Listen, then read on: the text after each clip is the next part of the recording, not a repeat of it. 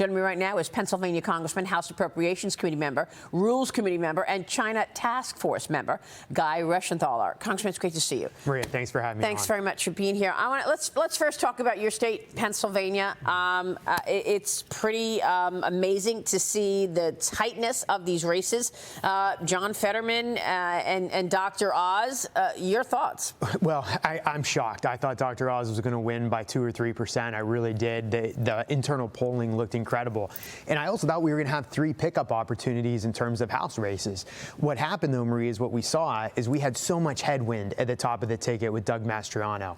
And that's not taking anything away from Doug, but Dr. Oz outperformed Doug Mastriano by 10 points, and it still wasn't enough. And it wasn't enough to get those House members across the finish line. So I'm shocked. But yeah, I mean, Fetterman is projected to beat Mehmet Oz in Pennsylvania's, and that flips the seat.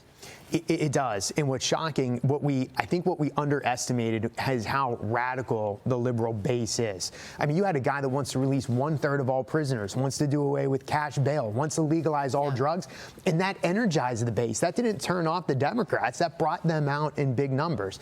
Also, just how disingenuous it was for this guy to just like Biden, hide in the basement, shy away from voters, and it still wasn't enough. Again, headwinds at the top of the ticket, disappointed in the result. I think it's a great point. It is indicative of how radical the left is, and I think that was also seen in New York. But, you know, I mean, I'm left saying, wow, if the Republicans cannot win a bigger margin, even in this current environment with inflation and all of these issues, crime spiking. The latest Fox News voter analysis asked Americans what's the most important what's the most important issue, rather, this election season.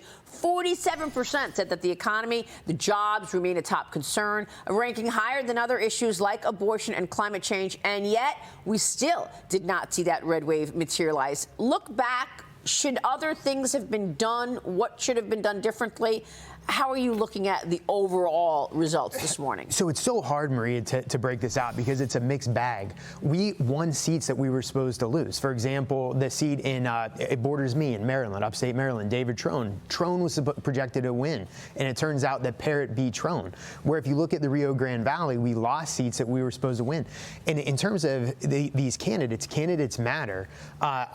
We saw candidates that were upside down, meaning they had more unfavorability and favorability, winning against good Republican candidates. So it's a total mixed bag. But the highlights are that in Florida, we won big. The fact that DeSantis led by 60-40, I mean, that's huge. That's huge, yeah. Abbott, we were supposed to have problems in North Carolina with Ted Budd. Ted Budd won. So again, it's a mixed bag. I think we've got to do some more analysis. What is really shocking, Maria, though, is that on all the top 4 issues that voters cared about, Republicans had an advantage going in. Economy, inflation, crime, education. Exactly. First time ever Republicans led on education, and yet we still didn't have the kind of night I thought we were going to have. Well, I was very surprised at the border communities. Mayra Flores has run a very strong campaign. The border is a huge issue. And yet, did people not come out?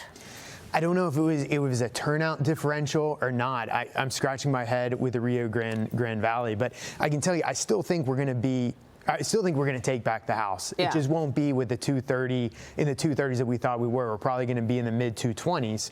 I still think Kevin McCarthy becomes Speaker, and I can tell you that there's one person in the Republican conference in the House that can navigate a small majority. It's Kevin McCarthy. So I'm still optimistic about us moving forward. Real quick on priorities. You're on the Appropriations Committee, and we're all focused on inflation. CPI is out tomorrow. Is that money appropriated? When will it be appropriated from the COVID relief package? And with all of this money continuing to go out, does inflation stay elevated? We still don't have a budget. We're still operating on a continuing resolution. That's right. So we've kicked that can down to December. So when we come back in, we're coming back in on Monday, but we're going to have that. We're going to have the debt ceiling. Yeah. So there's issues we've got to address. How it factors in with a 220 majority that we're probably going to have, we'll see. All right. Congressman, it's great to see you. Thanks, Maria. And in person. Thanks very much for coming in this morning.